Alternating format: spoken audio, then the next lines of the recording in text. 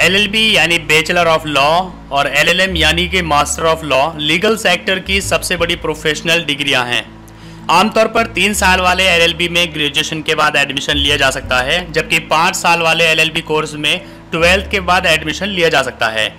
इसके लिए कुछ यूनिवर्सिटीज़ में एंट्रेंस टेस्ट पास करना बहुत ही ज़रूरी होता है। LLB पास करने के बाद पोस्ट ग्रेजुएशन के 2 साल वाले कोर्स LLM में एडमिशन लिया जा सकता है। LLB पूरा करने वाले लोग बार काउंसिलिंग में पंजीकरण कराने के बाद देश की किसी भी अदालत में मुकदमों की पैरवी कर सकते हैं। क्रिमिनल, रेवेन्यू या सिविल में से कोई भी फील्ड चुनी जा सकती है। शुरू में किसी बड़े वकील के जूनियर के रूप में अदालतों का व्यवहारिक काम सीखा जा सकता है और कुछ सालों के अनुभव के बाद स्वतंत्र रूप से प्रैक्टिस की जा सकती है। LLM से इस क्षेत्र में अपने स्पेशलाइजेशन को और बढ़ाया जा सकता है। इसके अलावा अगर लॉ के क्षेत्र में आप अध्यापन यानी टीचिंग करना चाहते हैं तो LLM करने के बाद PhD करके आप इस फील्ड में एंट्री कर सकते हैं। एडवोकेट के रूप में अदालतों में प्रैक्टिस करने का पारंपरिक विकल्प तो है ही, स्टेट काउंसलर, गवर्नमेंट प्रोसिक्यूटर बनने का विकल्प भी होता है। राज्य स्तर पर आयोजित होने वाली न्यायाधीश या मुंसिफ या जुडिशियल एग्जाम को पास करके आप जज भी बन सकते हैं। कॉर्पोरेट सेक्टर के विकसित होने से इस क्षेत्र में भी लॉ एक्सपर्ट्स की मांग बढ़ गई है।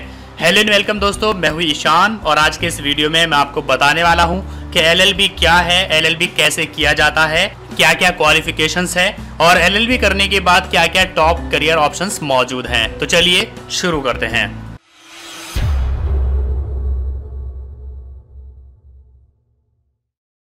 सबसे पहले हम बात करते हैं कि LLB की फुल फॉर्म क्या है। LLB की फुल फॉर्म है लीगम बैकलॉरियस। ये एक लैटिन लैंग्वेज का वर्ड है। यहाँ पर डबल L प्लूरल लीगम के लिए इस्तेमाल किया जाता है, जिसका मतलब होता है लॉज। इंग्लिश में लीगम बैकलॉरियस का मतलब होता है बैचलर्स ऑफ लॉज। चलिए अब बात करते हैं कि LLB कैसे करें। LLB करने के लिए क्या क्या क्वालिफिकेशंस आपके पास होनी चाहिए। अगर आपके ग्रेजुएशन में कम से कम 45% मार्क्स हैं या आपने किसी भी मान्यता प्राप्त बोर्ड से 12th किया है तो आप लॉक कर सकते हैं। 3 साल वाले LLB कोर्स में ग्रेजुएशन के बाद एडमिशन लिया जा सकता है, जबकि 5 साल वाले LLB कोर्स में 12th के बाद एडमिशन लिया जा सकता है। कुछ यूनिवर्सिटीज़ में इस कोर्स को करने के लिए एंट्रेंस एग्जाम देना बहुत ही ज़रूरी होता है, इसलिए आपको वहाँ पर एंट्रेंस टेस्ट को क्लियर करना पड़ता है। 5 साल वाले कोर्स के लिए एज लिमिट 22 साल रखी गई है, जबकि 3 साल वाले कोर्स के लिए एज लिमिट 45 ईयर्स रखी गई है। 3 साल वाले कोर्स को LLB कहा जाता है, जबकि 5 साल वाले कोर्स को BA LLB कहा जाता है। चलिए हम बात करते हैं कि LLB करने के बाद क्या क्या करियर ऑप्शंस मौजूद होते हैं। एडवोकेसी शुरू से ही एक रॉयल प्रोफेशन रहा है। LLB करने के बाद जहां आजकल स्टैम्प बेचने से लेकर जज बनने तक सैकड़ों करियर ऑप्शंस मौजूद है, लेकिन मैं यहाँ पर सिर्फ टॉप 7 करियर ऑप्शंस की बात करूंगा जो आप लॉ करने के बाद अपना सकते हैं। नंबर 1, आप एडवोकेट बनकर प्रैक्टिस कर सकते हैं। अगर आप कोर्ट में प्रैक्टिस करने का मन बना चुके हैं तो आपको लॉ की डिग्री लेने के बाद एक और एग्जाम से गुजरना पड़ता है। ये exam bar council of India लेगी। इस एग्जाम को पास करने के बाद आप कोर्ट में प्रैक्टिस करने का अधिकार प्राप्त कर लेते हैं। लॉ की पढ़ाई करके बार काउंसिल में इनरोल होने के बाद शुरुआती दौर में किसी वकील के साथ जूनियर असिस्टेंट के रूप में काम करना पड़ता है। इस दौरान फाइलिंग, रिसर्चिंग, अदालतों से तारीख लेना, नियोक्ता वकील के साथ अदालत की कार्यवाही में हिस्सा लेना और केस ड्राफ्टिंग करना यानी मुकदमे के कागजात तैयार करना वगैरह काम करने पड़ते हैं।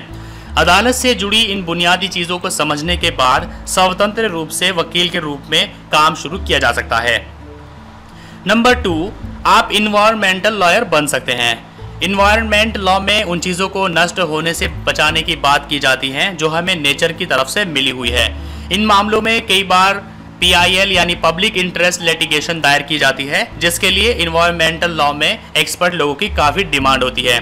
इसके अलावा ऐसे NGO में भी ऐसे लोगों की मांग होती है जो इन्वायरमेंट से जुड़े मुद्दों को लेकर संघर्ष कर रहे हैं। नंबर 3, आप साइबर लॉयर भी बन सकते हैं। इस समय देश में ऑनलाइन और साइबर क्राइम से जुड़े मामले भी रोशनी में आने लगे हैं। इसमें खास तौर से फर्जी और धमकी भरे ईमेल भेजना, कंपनियों के साथ धोखाधड़ी करना, सॉफ्टवेयर की चोरी करना, SMS हैकिंग करना, मोबाइल की क्लोनिंग वगैरह शामिल है। इन सब को देखते हुए ही कंप्यूटर और नेटवर्क सिक्योरिटीज़ पर बहुत ज़्यादा ध्यान दिया जाने लगा है। आपके पास कंप्यूटर और डिजिटल फॉरेंसिक एक्सपर्ट बनने का भी सुनहरा अवसर है। नंबर 4, आप पेटेंट एंड कॉपीराइट लॉयर बन सकते हैं। पेटेंट एक ऐसी व्यवस्था होती है जिसके तहत किसी भी नई खोज से बनने वाले प्रोडक्ट पर एकाधिकार दिया जाता है।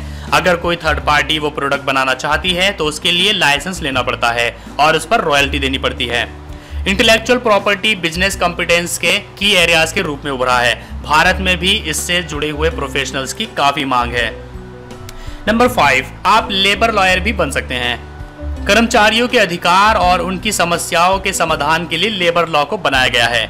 इन दिनों इस फील्ड से जुड़ी हुई समस्याएं अदालत में काफी संख्या में हैं। आप इसमें भी बेहतर करियर बना सकते हैं। नंबर 6, आप इंटरनेशनल लॉयर भी बन सकते हैं। इंटरनेशनल लॉ का मतलब होता है अंतर्राष्ट्रीय कानून। इसके तहत अलग अलग देशों के हितों के बीच में पैदा होने वाली समस्याओं को कानून के द्वारा सुलझाया जाता है। अगर आपकी अंग्रेजी अच्छी है और इंटरनेशनल घटनाओं में आपको काफ़ी रुचि है तो ये क्षेत्र आपके लिए बहुत ही बढ़िया क्षेत्र है। नंबर 7, आप कॉर्पोरेट लॉयर भी बन सकते हैं। कॉर्पोरेट लॉ के जानकारों की आजकल काफ़ी मांग है जो अलग अलग कंपनियों को कानूनी अधिकारों और कर्तव्यों के बारे में सलाह देते हैं। आज के ग्लोबल सिनेरियो में ऐसे एक्सपर्ट के लिए अवसरों की कमी नहीं है। कुछ साल पहले तक कुछ ही कंपनियां विदेशी कारोबार से जुड़ी हुई थी, लेकिन आज के समय में छोटी कंपनियां भी कारोबारी ज़रूरत के मद्देनज़र विदेशी लेन देन से जुड़ने लगी है। ऐसे में उन्हें अलग अलग मामलों में कॉर्पोरेट लॉ के जानकारों की मदद लेनी पड़ती है।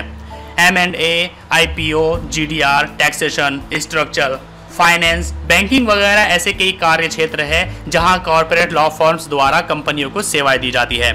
देखा जाए तो कॉर्पोरेट लॉयर बनने के लिए LLB के अलावा किसी और डिग्री की ज़रूरत भी नहीं पड़ती। अगर आप MBA कर लेते हैं साथ में तो इसका आपको फ़ायदा ज़रूर मिलेगा, क्योंकि इससे अकाउंटिंग, फाइनेंस और बिजनेस का पर्याप्त ज्ञान आपको हो जाएगा।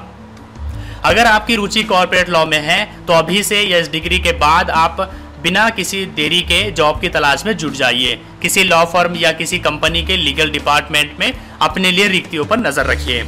अगर आप LLB करने के बाद प्रैक्टिस करना चाहते हैं तो उसके लिए आपको एक एग्ज़ाम देना होता है। उस एग्ज़ाम को ऑल इंडिया बार एग्जामिनेशन कहा जाता है। तो चलिए थोड़ी सी बात यहाँ पर ऑल इंडिया बार एग्जामिनेशन के बारे में भी कर लेते हैं कि ये एग्ज़ाम कैसे, कौन सी लैंग्वेजेस में और किस पैटर्न के साथ ये कंडक्ट कराया जाता है। ये एग्ज़ाम हर उस इंसान को देना पड़ता है जिसने लॉ में ग्रेजुएशन की हो और प्रैक्टिस करना चाहता हो। ऐसा exam bar council of India ने देश भर में पहली बार 2010 में कराया था। चलिए बात करते हैं ऑल इंडिया बार एग्जामिनेशन एग्ज़ाम के पैटर्न के बारे में। ऑल इंडिया बार एग्जामिनेशन में 100 क्वेश्चंस होंगे जो बार काउंसिल द्वारा 3 और 5 साल वाले LLB के लिए निर्धारित सिलेबस से पूछे जाएंगे। क्वेश्चंस मल्टीपल चॉइस होंगे और एग्जाम की अवधि 3.5 घंटे रखी गई है। एग्जाम में आने वाले पूरे पाठ्यक्रम को, पूरे सिलेबस को 2 कैटेगरी में डिवाइड किया गया है। दोनों कैटेगरी में पूरे सिलेबस को 1 से 20 चैप्टर्स में डिवाइड किया गया है। पहली कैटेगरी में 1 से 11 तक के चैप्टर रखे गए हैं, हर एक में से 7 क्वेश्चंस आएंगे। दूसरी कैटेगरी में 12 से 20 चैप्टर रखे गए हैं जिनमें से 23 क्वेश्चंस के आपको आंसर देने होंगे। All India bar council examination 9 languages में दिया जा सकता है, जिसमें हिंदी, तेलुगु, तमिल, कन्नड़, मराठी, बंगाली, गुजराती, उड़िया और इंग्लिश लैंग्वेज शामिल है। कैटेगरी 1 में कुल 11 सब्जेक्ट्स आते हैं। Number 1 alternative dispute resolution, number 2 civil procedure code यानी CPC and limitation act, number 3 constitutional law, number 4 contract law including specific relief, special contract and negotiable instruments, number 5 criminal law, Indian penal code यानी IPC, number 6 criminal procedure code यानी CRPC, number 7 drafting, pleading and conveyancing, number 8 evidence act, number 9 jurisprudence, number 10 professional ethics and professional code of conduct for advocates, number 11 property law. दूसरी category में 12 से लेके 20 chapter दिए गए हैं। आप इनमें से किसी भी 5 चैप्टर से अपनी चॉइस के अनुसार 23 क्वेश्चंस के आंसर दे सकते हैं। Number 12 administrative law, number 13 company law, number 14 environmental law, number 15 family law, number 16 human rights law, number 17 labour and industrial law, number 18 law of tort including motor vehicle accident act, consumer protection law, number 19 principle of taxation law, number 20 public international law. चलिए अब यहाँ पर हम कुछ सवालों के बारे में बात करते हैं। सबसे पहला क्वेश्चन आता है कि वकालत के पेशे के लिए भारत का माहौल कैसा है। देखा जाए तो ये काफ़ी अच्छा प्रोफेशन है, एक रॉयल प्रोफेशन है, क्योंकि इसमें एक वकील के रूप में कई सब्जेक्ट्स की जानकारी होती है। मंदी के दौर में जहां हर प्रोफेशन प्रभावित हुआ है, वहां लॉ प्रोफेशन पर कोई असर नहीं पड़ा है। पिछले कुछ सालों में इसमें कई बदलाव देखने को मिले हैं। आने वाले समय में ये फील्ड और भी कारगर हो सकती है और लॉ के क्षेत्र में और ज्यादा करियर ऑप्शंस अवेलेबल होंगे। एक क्वेश्चन आता है कि किस तरह के गुण एक वकील को औरों से अलग बनाते हैं। हालांकि शुरुआती दिनों में इस पेशे में आपको काफी मेहनत करनी पड़ती है, काफी संघर्ष की स्थिति होती है, लेकिन 1-2 सालों के संघर्ष के बाद कंडीशन पूरी तरह से काबू में आ जाती है। लॉ की अच्छी और अपडेटेड जानकारी, communications skills, on the spot जवाब देने की योग्यता जैसे गुण एक वकील को अलग कैटेगरी में खड़ा कर देते हैं। एक क्वेश्चन आता है कि शुरुआती चरण में किस तरह की दिक्कतें आती है। करियर शुरू करने पर सबसे बड़ी दिक्कत पैसे की आती है। अगर पारिवारिक बैकग्राउंड वकालत की है तो काफ़ी फ़ायदा पहुंचता है, लेकिन अगर पारिवारिक बैकग्राउंड वकालत का नहीं है तो एक लंबा वक्त उन्हें अपनी पहचान बनाने में लग जाता है और सीनियरों का सहयोग या उनसे काम मिलने में काफ़ी परेशानी आती है। इसलिए इसमें आपको सब्र रखना पड़ेगा, इसमें धैर्य की बहुत ही ज़रूरत होती है। एक क्वेश्चन आता है कि 2-3 साल प्रैक्टिस के बाद वकील आगे कैसे बढ़ सकता है। हालांकि हाई कोर्ट या सुप्रीम कोर्ट में प्रैक्टिस करने में वकील को कई तरह की दिक्कतें आनी नेचुरल है, लेकिन उन्हें कोशिश करनी चाहिए कि वो लोअर कोर्ट में ही अपनी प्रैक्टिस शुरू करें। 2-3 साल के बाद रुचि विकसित हो जाने के बाद अपनी फील्ड का चुनाव कर सकते हैं। एक क्वेश्चन आता है कि विदेशों में वकालत में कितनी संभावनाएं हैं।